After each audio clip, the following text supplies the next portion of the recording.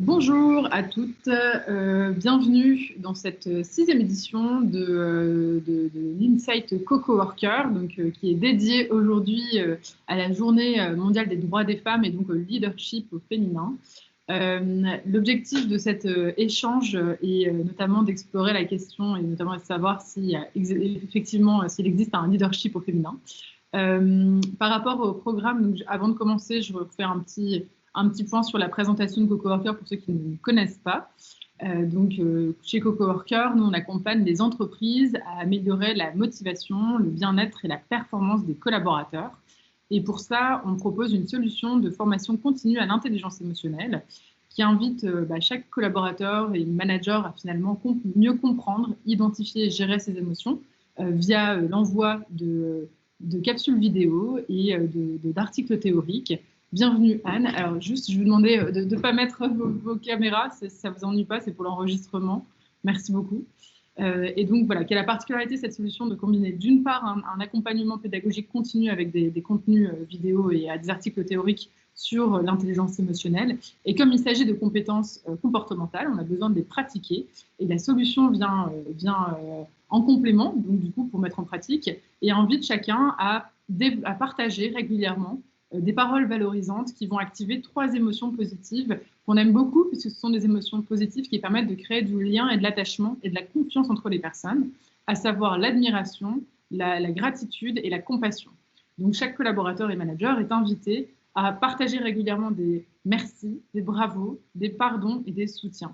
Puisqu'on sait que c'est l'échange régulier de ces paroles qui va permettre d'apaiser les tensions, de réduire le stress, de surtout consolider les liens affectifs entre chaque collaborateur.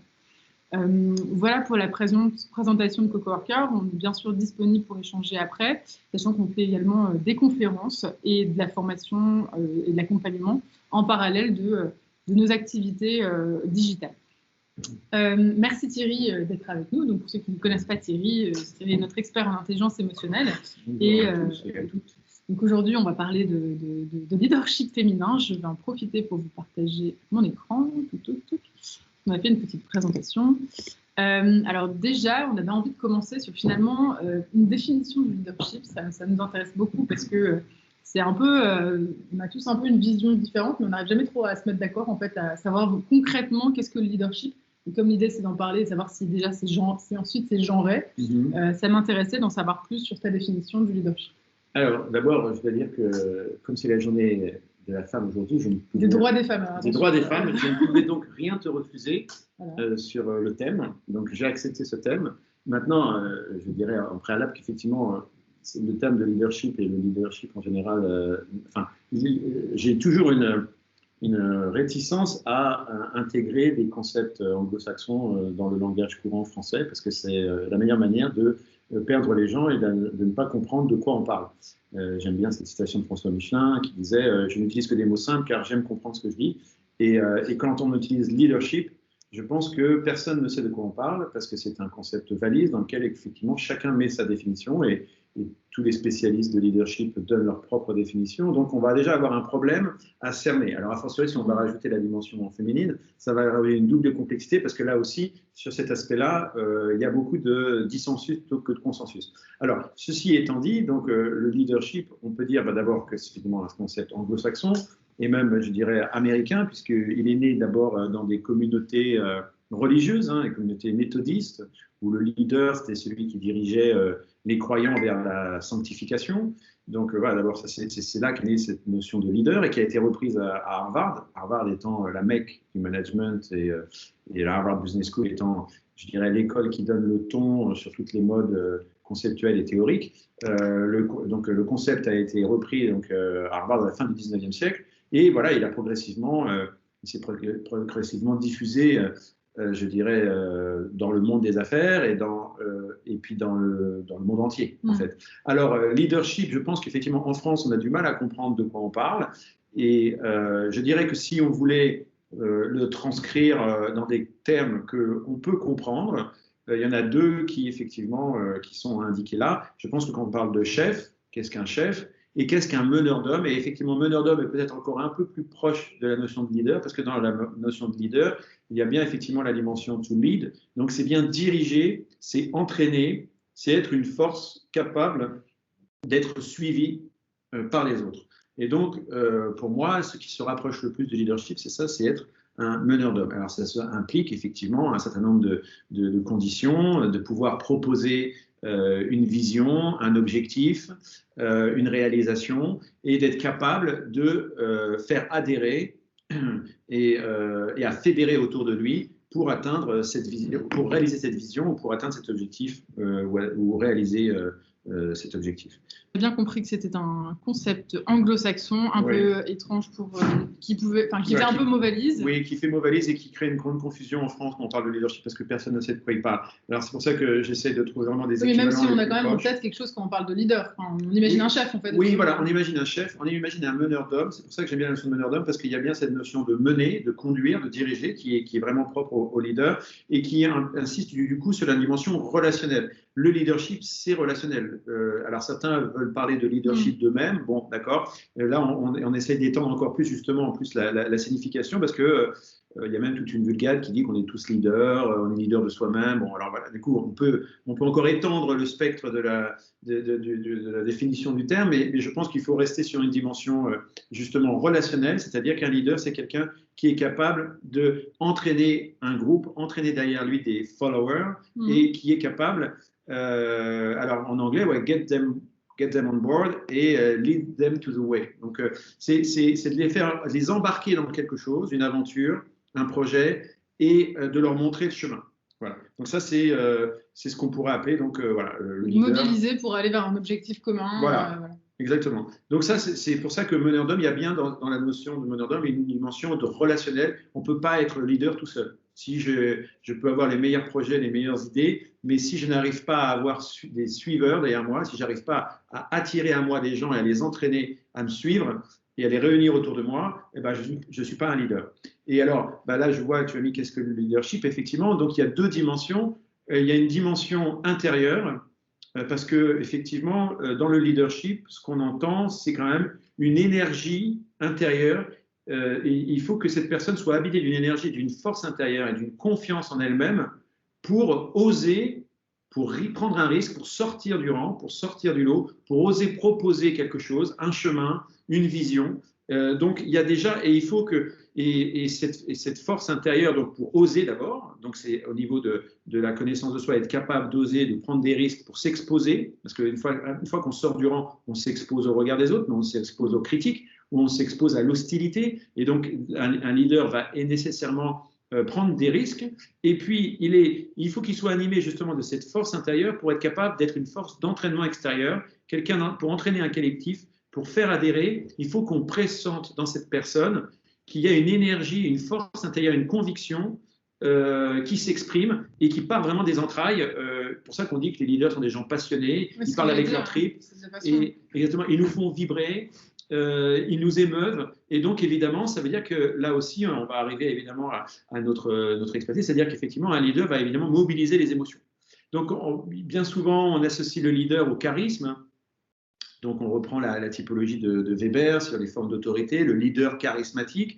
Mais bon, c'est un terme qui vient plutôt recouvrir une réalité, mais sans vraiment l'expliquer. Effectivement, parce que si on dit, bah voilà, il est charismatique, on n'a rien dit en fait. Il y a un charisme, il va falloir essayer de décortiquer qu'est-ce que ce charisme, qu'est-ce qui fait que cette personne arrive à attirer à lui des personnes, à convaincre qu'il peut être il peut être responsable d'un chemin vers lequel on a tous envie d'aller. Et ce charisme-là, évidemment, nous, on va voir qu'on peut le décomposer dans des qualités comme l'exemplarité et la bienveillance. Parce que justement, c'est ça, c'est un leader charismatique qui n'est pas exemplaire. Ça reste pas longtemps, finalement. On a besoin, alors parce qu'effectivement, donc, pour être une force d'entraînement, il faut mettre en mouvement, il faut donc créer des émotions. Et donc, un leader est capable de créer des émotions. Alors, il peut créer des émotions négatives ou des émotions positives. Et donc, ça sera différents types de leaders ou différents types de style de leadership. Et dans le modèle des émotions que j'ai développé, qu'on utilise ici à Coco Worker, effectivement, on identifie quatre émotions qui ont une force d'attraction ou de répulsion d'ailleurs, mais qui, en l'occurrence, quand elles sont mises au service d'une autorité ou d'un pouvoir, peuvent avoir une force d'entraînement, que sont la peur, l'envie, l'admiration et la gratitude. Autrement dit, le leader se fait danger ou identifie un danger et propose de solutionner ce danger. Donc, il peut faire peur, mais en même temps, il veut protéger, il veut rassurer. Donc, ça peut être un leader qui mobilise la peur en pompier pyromane ou uniquement en protecteur. Il y a le leader, je dirais, magicien, celui qui utilise l'envie, qui va savoir identifier chez ses collaborateurs les besoins, les désirs, les manques, et proposer de combler ces manques et de lever les obstacles à leurs désirs. Et donc, ça, c'est celui qui mobilise l'envie, et c'est un peu le magicien. Et on a l'impression que ça, le leadership par l'envie, on verra un extrait après, mais c'est vrai qu'il est plutôt utilisé pour tout ce qui est les commerciaux, en fait. Oui, alors exactement. Alors, les commerciaux, les traders, effectivement, tous les métiers où effectivement des métiers de l'argent utilisent beaucoup. En fait, parce que en fait, le management, enfin le style de leadership par l'envie met en fait les personnes en mode mercenaire, parce que je te fais miroiter quelque chose.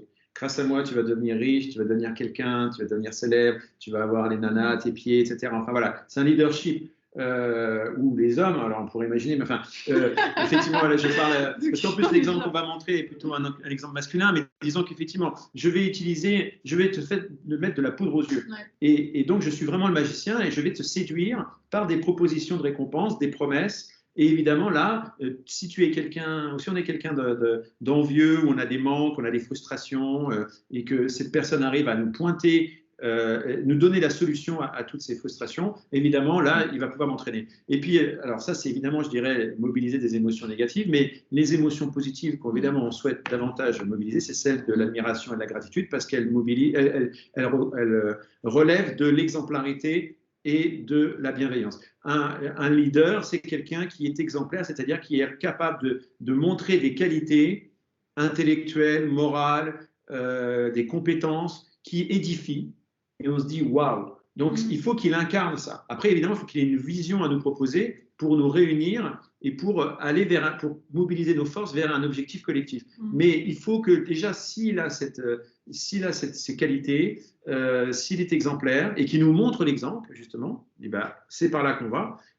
Évidemment, là, par l'admiration qu'il arrive à nous susciter, il va nous entraîner. Ou alors la gratitude, il est bienveillant, il est protecteur, il est juste. Et la vision qu'il nous offre est effectivement une vision plutôt justement de communion, de solidarité, de justice. Il arrive à nous proposer un projet dans lequel on peut servir un idéal, on peut servir des belles valeurs, on peut servir les autres. Évidemment, là, il va pouvoir nous entraîner. Alors, on a des réactions sur l'illustration qui a été choisie pour cette slide. Oui. Donc, c'est un homme et ce n'est pas une femme. Pour rappel, on est sur la première partie qui étudie le leadership au sens large, donc pas forcément que pour les femmes, pour les hommes. Oui. C'était l'idée de déjà comprendre de quoi on parle, en tout cas partager notre vision, et ensuite de s'attarder sur peut-être les différences, s'il y en a. Exactement, tout à fait. Pour l'instant, on n'a pas encore invoqué la dimension genrée, on n'a pas encore dit quelle pourrait être la spécificité féminine ou masculine. Tout ça, je dirais, c'est générique, et tout ça, c'est mobilisable. Là, on parle d'une grammaire des émotions et une grammaire des instruments qui est mobilisable, même si effectivement certains instruments sont plus faciles à mobiliser pour un homme et d'autres plus faciles pour une femme. Donc, c'est ce qu'on va voir juste après. Ouais. On avait envie de vous partager des exemples justement de des différents leaderships qui peuvent exister, notamment celui de l'envie et de l'admiration. Oui. Et pour ça, on a... alors, attendez, hop, je vois des... Alors là, évidemment aussi, on a des exemples d'hommes. Alors là, oui, effectivement, ça va être des exemples d'hommes. Donc, ça reste dans le thème, de toute façon. Ça reste dans le thème parce que c'est tout à fait... les discours qui sont... C'est générique parce que c'est un homme, mais effectivement, c'est une femme juste avant, Marie. Donc, c'est pour les deux.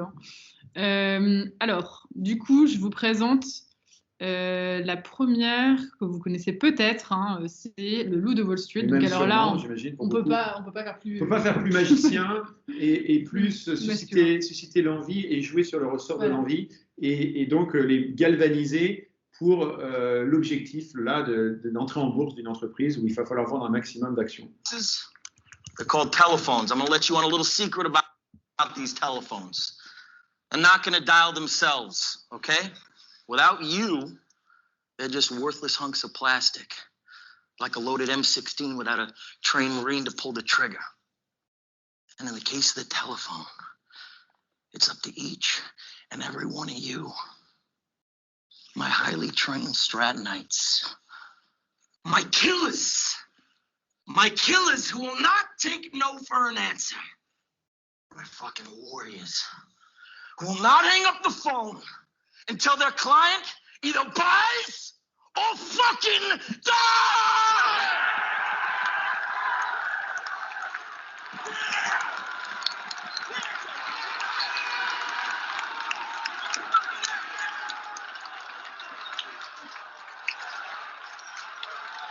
Let me tell you something.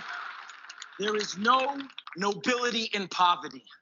I've been a rich man and I have been a poor man, and I choose rich every fucking time. Because at least as a rich man, when I have to face my problems, I show up in the back of a limo wearing a $2,000 suit and a $40,000 gold fucking watch.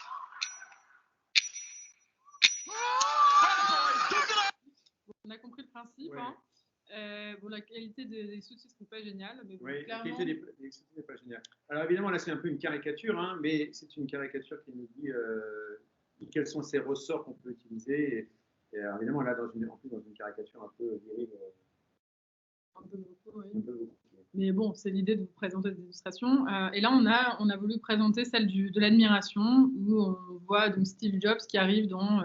le bureau du design, c'est ça? C'est le bureau du design industriel, quand il revient après 10 ans d'absence et qui rencontre la Jonathan Ive, qui va être véritablement donc le vrai patron du design industriel avec lequel il va faire tous ces beaux produits qu'on connaît. Et effectivement, l'admiration que lui portent tous ses collaborateurs.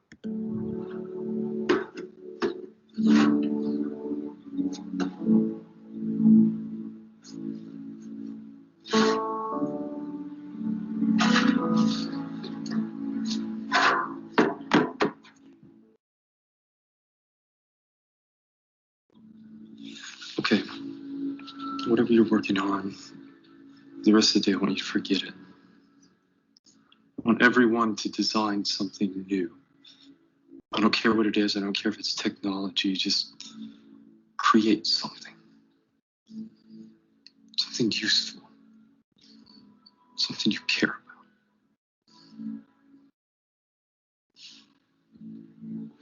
about. Là, voilà, l'idée, c'était justement d'exprimer, en fait, à chacun de créer quelque chose voilà, dans lequel ils se retrouvent, dans lequel ils veulent créer quelque chose qui a du sens, qui est admirable. Oui.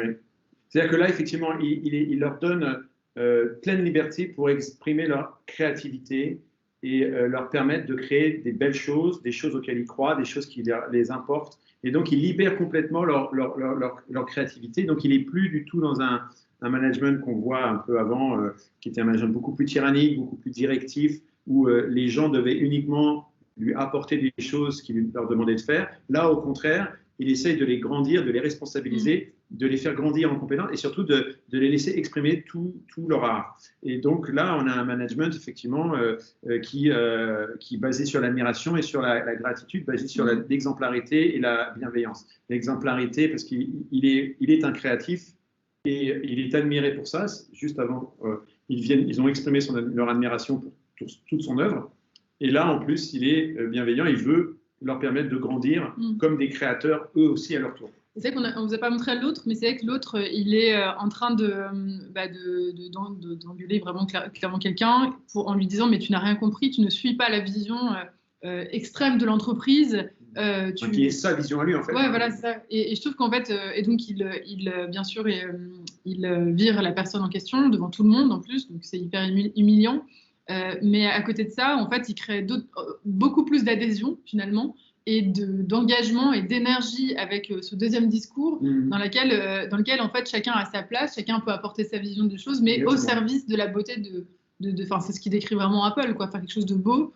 Et donc je trouve que c'est hyper intéressant qu'en fait il a beaucoup plus de poids, de leadership avec cette deuxième version. Exactement. Dans la première, il a une vision, mais il n'arrive pas à faire adhérer et il passe en force. Il essaye vraiment de forcer et puis de les mettre vraiment en mode exécutant uniquement. Alors que là, il a une vision qu'eux ont déjà intégrée, parce qu'évidemment, ils le connaissent, ils savent ce qu'il fait, et dans laquelle il est prêt à intégrer toutes les propositions et toute la créativité des autres. Donc, ça devient co-construit, il travaille beaucoup plus en intelligence collective, et donc, il devient encore plus un maître dans le sens où il est avec des disciples et avec la capacité de leur permettre de grandir. Donc la vision est co-construite. Donc là, effectivement, on est dans un autre registre du leadership. Et même, si tu veux dire un mot sur le leadership par l'envie, c'est vrai qu'on peut dire que ça a bien marché au démarrage. On voit quand même une foule galvanisée en face et des gens qui sont prêts à tout quand même pour que ça marche. Donc en soi, on pourrait se dire que c'est plutôt efficace. Alors c'est efficace. Si on est un mercenaire.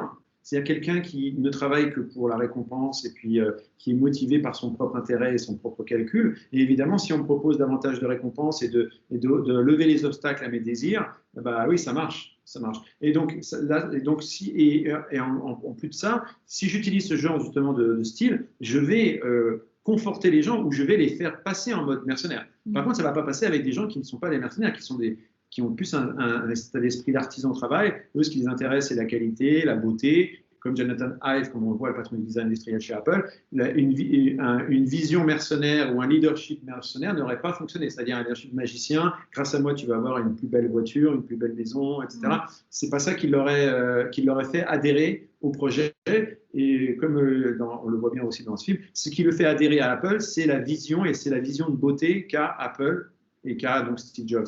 Donc, le management, le style de leadership, je dirais, par l'envie, fonctionne avec un certain profil et en même temps crée le risque de laisser les gens dans ce genre de profil. Donc, c'est pour ça, comme tu disais, c'est souvent des commerciaux, les gens qui sont je dirais, rivés aux chiffres et aux résultats financiers qui, évidemment, vont être sensibles à ce genre de leadership. Comme on le voit, Jordan Belfort, dans une salle de marché, ils sont tous là pour faire de l'argent. Il leur promet qu'ils vont avoir des limousines, qu'ils vont avoir des Porsche, qu'ils vont avoir des belles nanas, qu'ils vont avoir des yachts. Évidemment, tout ça, ça les fait rêver et ils sont prêts à le suivre dans son projet, voire à même enfreindre les lois, puisque la manière dont ils vendent c'est pas très éthique. Non. Donc évidemment, la morale aussi, on prend le coup. Ok, donc là, c'était vraiment une première partie. Maintenant, on va arriver justement à existe-t-il un leadership féminin? On avait envie peut-être d'aborder avant les dimensions d'intelligence émotionnelle. Oui, alors parce que donc effectivement, nous, notre ADN ici, c'est ça, c'est les émotions. Donc on a vu déjà que le leadership, c'était mobiliser des émotions, soit positives, soit négatives. Nous pensons que c'est évidemment plus les émotions positives qu'il faut développer. Et évidemment, donc le leadership nécessite donc ce qu'on appelle des soft skills. Et la mère des soft skills, pour nous, c'est l'intelligence émotionnelle. C'est celle d'où part en fait toutes les qualités relationnelles, les compétences relationnelles que l'on a et les qualités relationnelles que l'on a. Et donc l'intelligence émotionnelle se décompose en 4 grandes facultés: connaissance de soi sur le plan émotionnel, maîtrise de soi sur le plan émotionnel, donc 2 facultés intrapersonnelles, et connaissance des autres sur le plan émotionnel et influence des autres sur le plan émotionnel, donc 2 facultés interpersonnelles. Alors, sur comment on peut voir, je dirais, les atouts hommes versus femmes dans ces 4 facultés, on pourrait dire que sur la connaissance des autres, les femmes semblent avoir effectivement un petit avantage.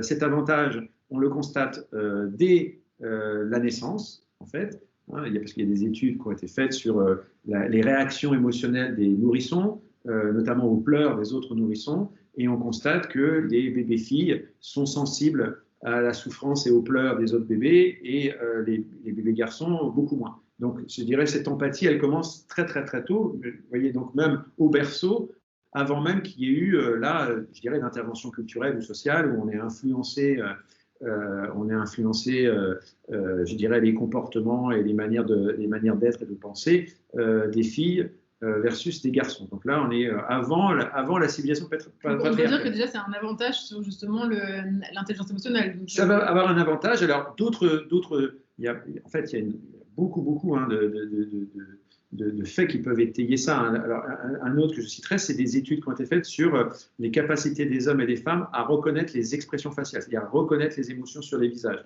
Et ça renvoie vraiment à l'empathie. Les femmes sont plus douées. Elles reconnaissent mieux les émotions sur les visages. Elles sont donc plus sensibles aux expressions émotionnelles des gens. Donc, je dirais qu'il y a un avantage en termes d'empathie, c'est-à-dire que les femmes reconnaissent plus les émotions dans le comportement.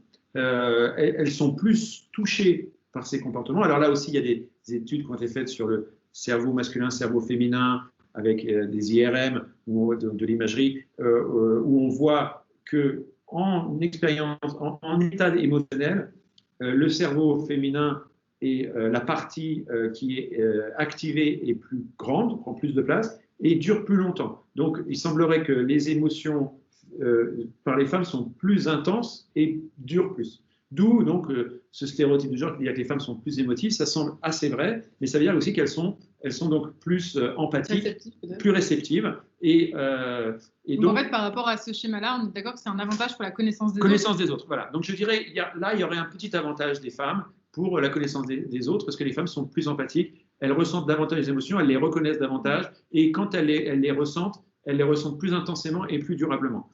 Alors, évidemment, ça va avoir un autre effet, c'est que sur le contrôle des émotions, là, évidemment, ça va être le contraire. C'est-à-dire que les hommes ont, justement parce que ce qu'on constate, c'est qu'un homme face à une émotion va tout de suite court-circuiter son état émotionnel, donc ça prend moins de place dans le cerveau, la partie activée, et ça dure moins longtemps, c'est-à-dire que les hommes ont une tendance à court-circuiter l'émotion pour passer au cognitif. Et donc, ça veut dire qu'effectivement, les hommes vont avoir un meilleur contrôle sur leurs émotions. En tout cas, ils peuvent beaucoup plus couper facilement l'émotion. Et donc, dans la maîtrise, donc ça fait un partout la balle au centre, je dirais, c'est-à-dire qu'effectivement, les femmes sont plus empathiques, mais à l'inverse, les hommes sont plus en maîtrise, en petit avantage, je dirais, dans la maîtrise de leurs émotions.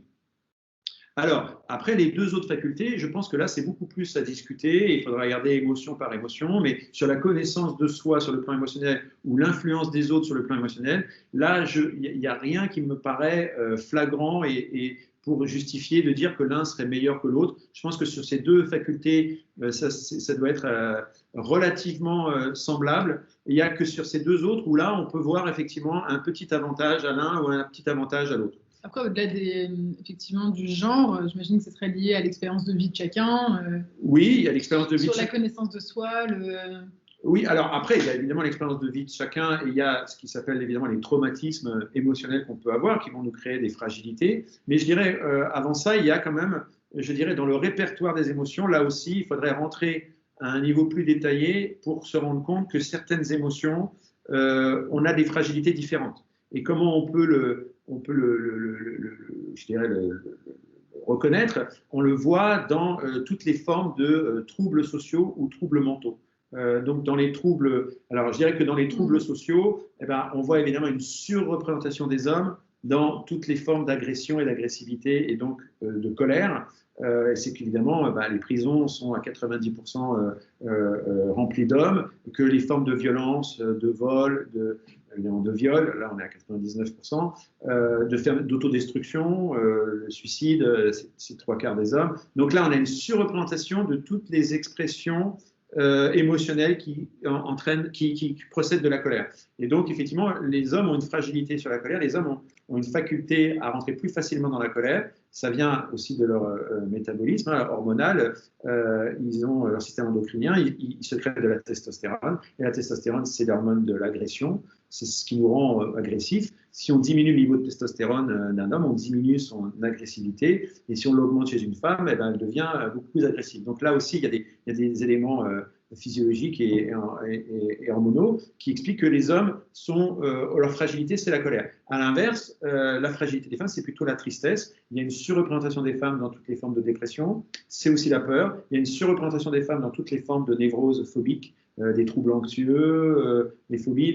Donc la peur, il y a une surreprésentation des émotions qui arrivent à un niveau, je dirais, pathologique de tristesse et de peur. Les femmes sont surreprésentées parce que la dépression, ça vient effectivement face à un obstacle, face à une frustration. L'homme a tendance à répondre davantage par l'agression et la femme davantage par la dépression. Donc je dirais que nous, on a un vrai travail à faire sur la colère, les femmes plus sur la tristesse et sur la peur. Après, il y a d'autres émotions où effectivement, là aussi, on peut voir des différences sur l'orgueil et l'envie, envie, vanité. Disons qu'il y a des émotions qui sont un peu prédominantes chez l'homme et chez la femme parce que structurellement dans la société, les hommes sont en position de supériorité structurellement et donc ils ont tendance à avoir des émotions qui mettent en posture de supériorité comme le mépris, l'orgueil.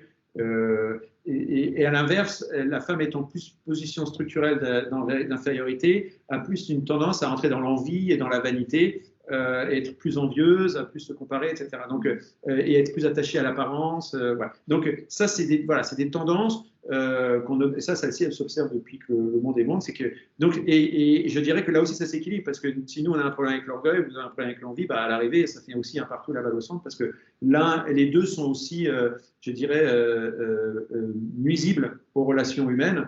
Être trop orgueilleux ou avoir de l'orgueil ou être trop envieux. Voilà. Après, ça n'empêche pas évidemment que des hommes soient envieux, mais disons que je dirais, on voit qu'il y a des tendances ou plus des facilités à rentrer dans certaines émotions pour les femmes et d'autres pour les hommes. Après, on pourrait élargir à d'autres émotions, mais qui sont un peu plus délicates à observer, comme la honte, la culpabilité. Alors évidemment, la compassion, du coup, évidemment, la compassion, les femmes ont une plus grande capacité à rentrer dans la compassion. Donc voilà, donc c'est ça, il faudra regarder. Donc il y a des univers émotionnels et puis des intensités aussi qui sont différentes et qui peuvent. Et donc, pour ça qu'on peut dire que… C'est pour ça que c'est plus complexe pour nous de maîtriser les émotions. Oui, oui. C'est plus intense. C'est plus intense, c'est ça. Comme elles sont plus ressenties et que vous êtes beaucoup plus éponge de ce qui se passe dans l'environnement, vous avez plus de mal à couper. Je le vois, des amis qui sont dans les métiers du soin, couper le soir. Quand on rencontre des gens qui sont malades, qui sont à l'agonie, qui sont en phase terminale, il faut pouvoir le soir ne pas ramener toutes ces souffrances avec soi. Et je pense que là, sur ça, les hommes sont plus armés pour le faire. C'est-à-dire couper de leur journée, avoir vu des choses dramatiques qui sont touchantes et émouvantes, de réussir à surmonter, à couper ça et à passer à autre chose. Donc, mais en même temps, cette compassion aide aussi les femmes dans ces métiers. Il y a femmes aussi infirmières. Exactement, dans tous les métiers du soin et de la relation, il y a beaucoup plus de femmes. Donc, et je pense parce que c'est des métiers où nécessairement la compassion va être exacerbée. Parce que c'est des gens qui sont dans la détresse, c'est donc des gens qui sont dans besoin d'aide et d'assistance, qui sont dans la souffrance. Et donc, évidemment, les femmes ont une tendance à être plus touchées et plus concernées par la souffrance des autres, et donc à être plus enclines à la prendre sur eux. Donc ça les aide dans ces métiers, parce que c'est ce qu'on attend aussi quand on a quelqu'un voilà, une infirmière, un aide-soignant, un médecin, un psychologue, on attend de recevoir de la compassion.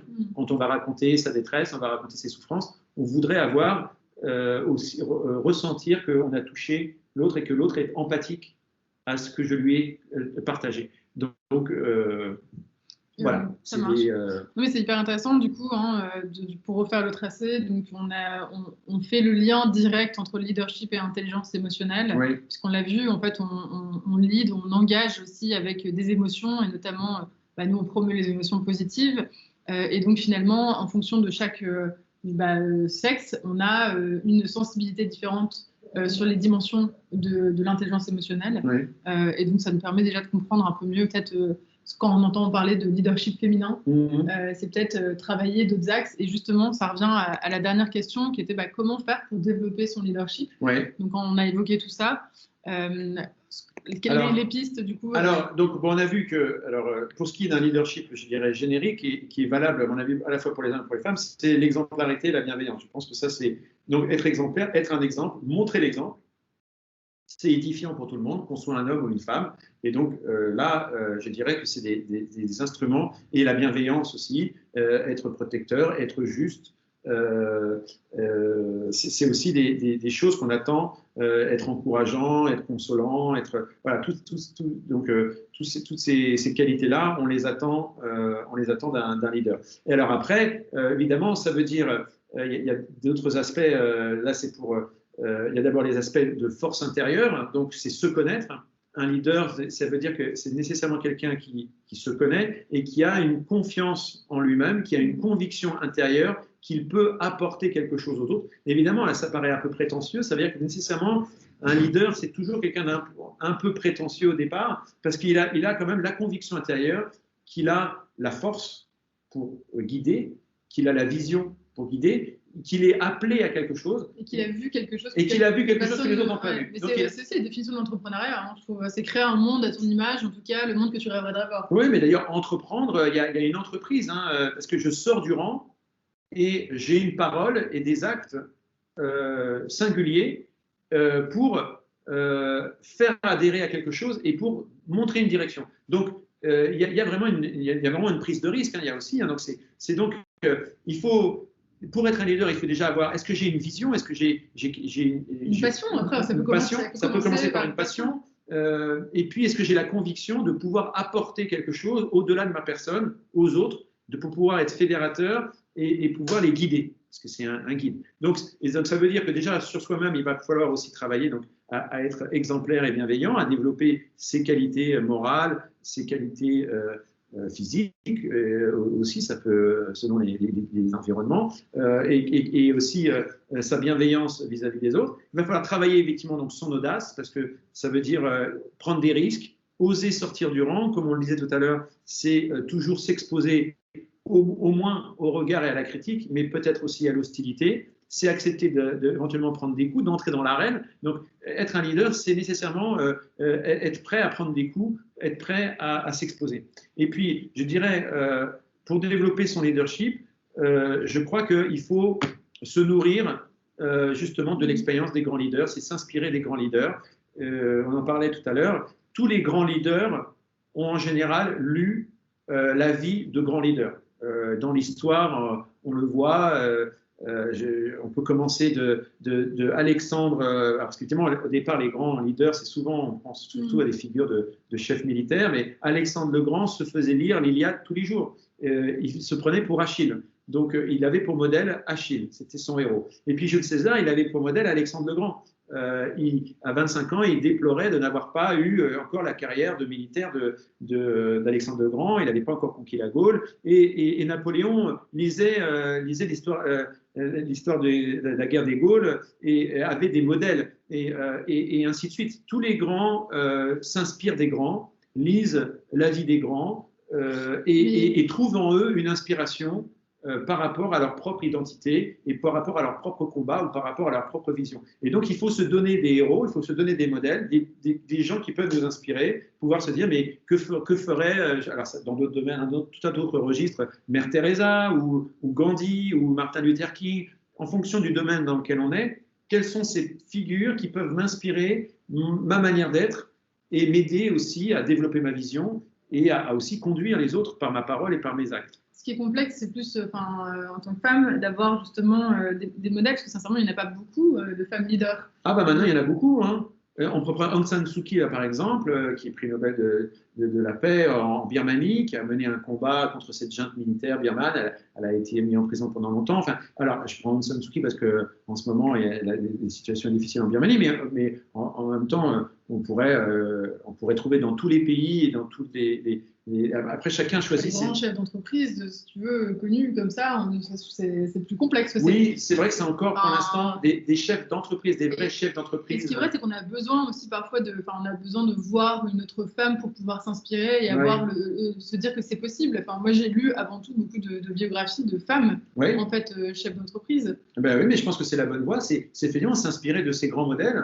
Voilà, Marie Curie, enfin des grandes. Alors, on peut commencer. Enfin, évidemment, en France, on a Jeanne d'Arc. C'est quand même. Alors, c'est parce que on n'a pas beaucoup de sources, mais on a quand même des choses.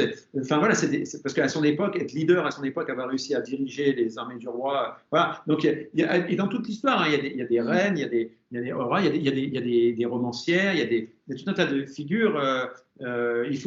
Qui peuvent nous inspirer. Qui peuvent inspirer des femmes. Chacun a son panthéon. Il faut se faire son panthéon. Il y a Benazir Bhutto, il y a Golda Meir, il y a bon, après, c'est en fonction de ses affinités électives. Évidemment, il faut choisir des figures qui nous parlent, mais il y en a sûrement pour chacune peut en trouver. Et c'est pas forcément. Oui, et puis ça peut être des figures quotidiennes, enfin des figures contemporaines. Ça peut être des femmes en politique. Il y a peut-être des leaders politiques qui inspirent, qui peuvent vous inspirer, et des leaders évidemment d'entreprise, des femmes d'entreprise qui dans le CAC 40, il n'y en a pas beaucoup là. Mais... Dans le CAC 40, il n'y en a pas encore beaucoup. Il n'y en a pas en fait en ce moment. Voilà, mais ça va venir, n'est-ce pas, grâce à nous. Et est-ce que tu peux nous parler un peu plus de l'audace? Je trouvais ça hyper intéressant quand tu expliquais qu'il fallait, ça se pratiquait vraiment, ça se travaillait. Oui, bah oui, l'audace, oui, parce que l'audace c'est aussi donc vaincre ses peurs, hein, donc c'est vaincre ses hontes aussi qu'on peut avoir. Donc c'est réussir, c'est poser des actes pour oser parler, oser s'exprimer dans une réunion, oser contredire, oser proposer une alternative. Donc, c'est sentir en soi qu'on a une petite voix intérieure qui nous dit mais non, mais moi, je ne pense pas comme ça, mais moi, je vois autrement. C'est oser l'exprimer. Alors, si on n'arrive pas à l'exprimer en public, on peut peut-être l'exprimer d'abord par écrit, mais faire tout un tas de petites étapes ou de petits pas qui nous obligent à sortir de notre zone de confort et à nous démasquer et à sortir du bois, en fait. Il faut donc, alors, on ne sort qu'un petit pied, mais un pied par un pied, essayer de se donner des challenges pour se faire un petit peu peur, oser affronter quelqu'un, oser contredire, oser proposer, oser prendre une initiative, oser faire différemment et donc faire preuve d'audace, c'est-à-dire être prêt à encourir les conséquences de ces petits actes, de ces petites paroles ou ces petits gestes, et puis après essayer de les faire grandir, et évidemment en gagnant confiance, et plus on gagne en confiance en soi, et plus il est facile de devenir audacieux, et alors évidemment après le niveau d'audace va grandir, c'est-à-dire que après, il va falloir que je prenne des risques plus importants. Donc, comme je dirais, toute vertu, l'audace renvoie aussi au courage. Ça se développe par la pratique. En fait, tout ça va susciter du coup l'admiration des autres et faire que ensuite on va plus facilement être suivi, quoi. Oui. Ben oui, en plus, on va devenir on va montrer l'exemple. Ouais. Donc, c'est-à-dire qu'on va être une force d'entraînement et on va être imité. Peut-être qu'on va donner de l'audace aux autres. C'est aussi des comportements vertueux. Et certains n'osent pas parler en premier, mais ils parleraient bien en deuxième. Donc, il faut bien qu'il y ait un premier. Et si on est ce premier, évidemment, on est leader. Et par contre, il y a des gens qui, on ouvre la voie pour les autres et on donne de l'audace à ceux qui n'en avaient pas. C'est aussi ça, parce que cette femme a accepté de parler, bah, ça va peut-être donner de l'audace à une autre, parce qu'elle se met dans son sillage, en quelque sorte, bah oui, bah moi aussi d'ailleurs, j'aimerais rajouter quelque chose, et moi aussi j'aimerais proposer autre chose. Donc l'audace est contagieuse.